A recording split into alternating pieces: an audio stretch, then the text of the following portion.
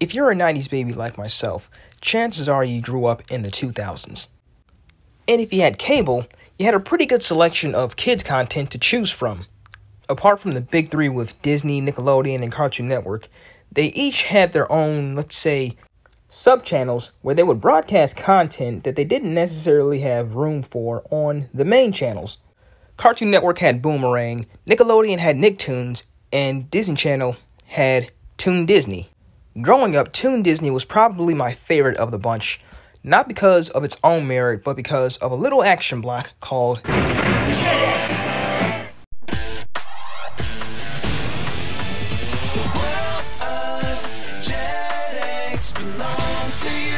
Jetix was an action-adventure block that aired on Toon Disney from February 2004 to February of 2009, before being replaced by Disney XD entirely.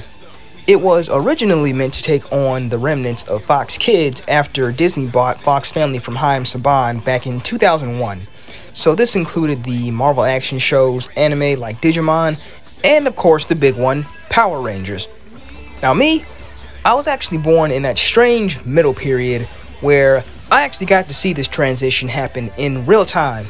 So that means I started off my early childhood watching Fox Kids, of course. Then, I want to say late 2002, Fox Kids gets canceled, replaced by Foxbox, and then Power Rangers moves to ABC.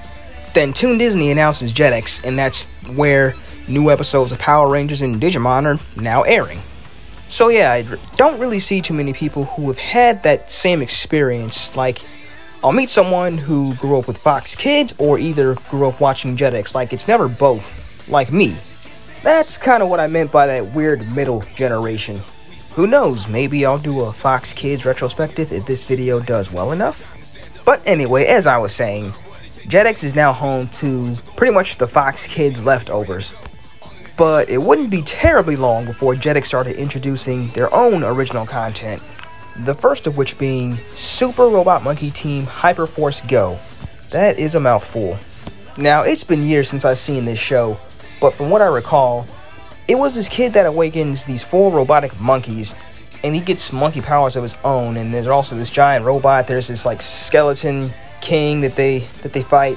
But this was one of the first original Jetix shows that I remember. The next one is Yin Yang Yo. Now this one's a bit more fresh in my mind, but it was basically these 2 twin bunny rabbits. They were, the guy was blue and the girl was pink. They studied martial arts under this panda master and fought this evil cockroach.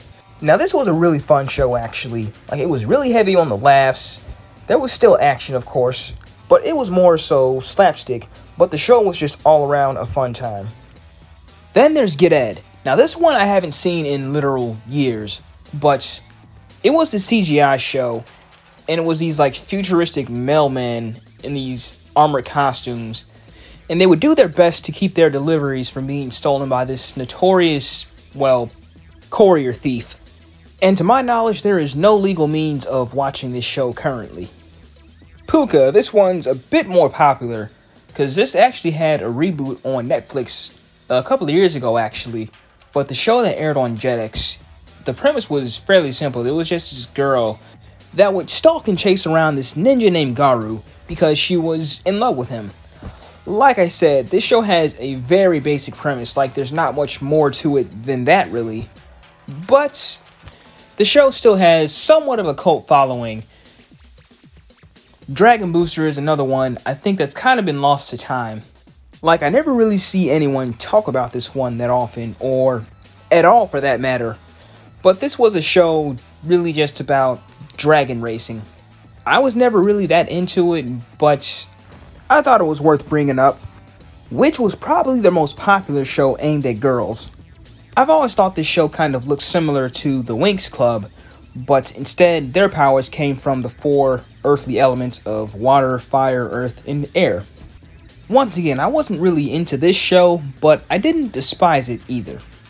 It had a pretty hype theme song actually, which I'm not going to sing because I really don't want to, that would just be cringe, but I'll just play a little clip here.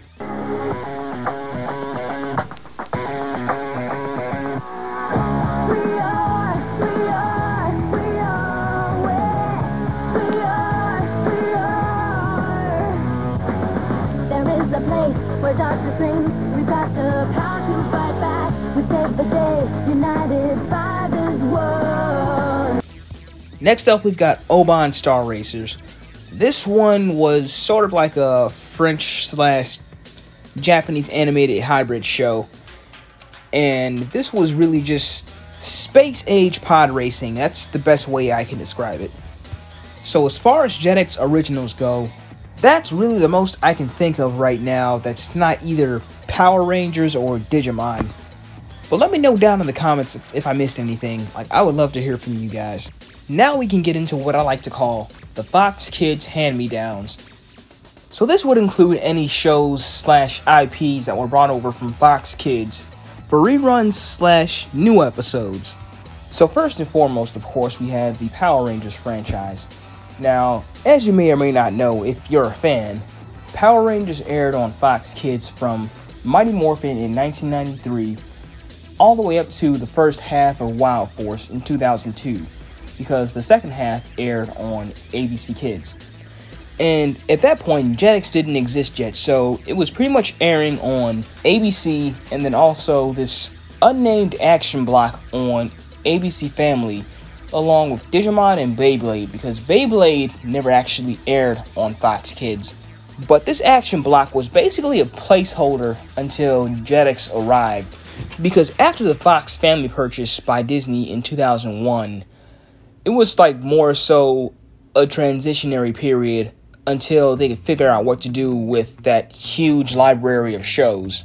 But I'm kind of getting beside myself here, but basically every season up to that point had aired on Jetix.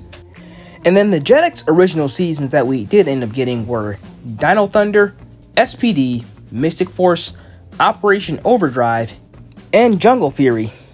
And honest to say, we got some really solid seasons under Disney. Dino Thunder and SPD are probably fan favorites. Ask any Power Rangers fan that's not an MMPR casual to list their favorite seasons.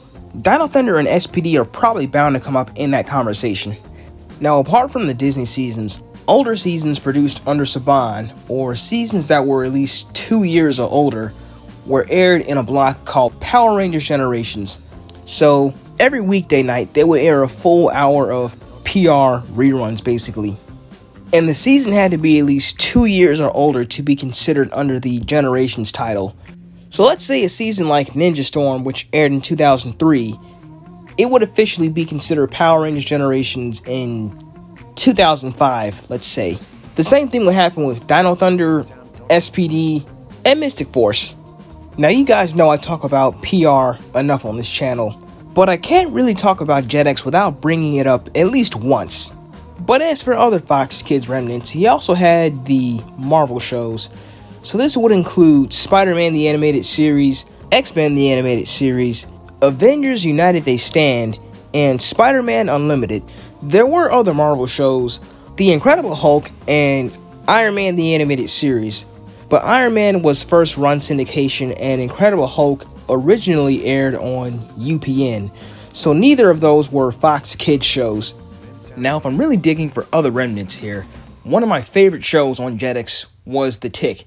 The Tick was a mid-90s Fox Kids show that I just absolutely adore. It came on every night at 9:30, right before Power Rangers Generations. And I would watch it as often as I could. The show was just so funny in a way. The Tick himself was just such a moron. And then you had his level-headed partner, Arthur. And his costume was themed after a moth, but everyone would mistake him for a bunny rabbit.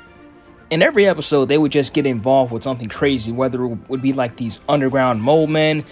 There was this one guy that ate some dinosaur tissue and turned into an actual Godzilla-sized dinosaur. And then there were a couple of episodes with this villain called the Terror. He was this old guy that could really barely function as a villain. But yeah, Tick was legit one of my favorite Jetix shows that wasn't either Marvel, Power Rangers, or DC. Yeah, strangely enough, later in its run, Jetix actually introduced some DC shows on its lineup, like Superman the Animated Series and Batman the Animated Series, along with other Kids WB shows like Jackie Chan Adventures. I thought it was actually pretty cool that we could get the best of both worlds on the same channel. Now, shows aside, for a couple of years, Jetix actually did these somewhat big summer events. One of them was Jetix's Big Blockbuster Summer, and the other one was the Jetix Toon Disney Summer of 1,000 Prizes. The Big Blockbuster Summer basically allowed fans to log on to Jetix.tv and vote on their favorite show, and the one they got picked got a marathon for the day. And then the Summer of 1,000 Prizes was where like a promo code would show up on the screen, and you would have to enter it on the website, and they would pick a winner at random. I'm pretty sure I voted for Power Rangers in the Big Blockbuster Summer, but I don't think I ever participated in the Summer of 1,000 Prizes because I didn't think I had a shot. But hey, if any of you watching actually won anything from this, let me know in the comments down below. And then one more other event I remember was the Jetix Kids Cup. Now this was some kind of soccer tournament that I paid like little to no attention to because I wasn't really a big sports person growing up. But these kids soccer teams from around the world, including USA boys and girls, would fly to Paris, France, and play against each other. Never watched it, never paid much attention to it, literally just saw the commercials. Now of course none of this would have been possible without voice actor Brian Donovan. This guy was basically the voice of Jetix. Almost every bumper, every promo, every major event they did, it was this guy. He's actually had quite a few anime roles in his career, the most famous of which is probably Rock Lee from Naruto. But to me, he is immortalized as the announcer for Jetix. So I took to Facebook and Twitter to ask you guys about your memories that you might have had about Jetix. And I would also feature it in the next video. So I got a pretty long list of replies here, so I'm going to read as many as I can and try and not butcher names at the same time.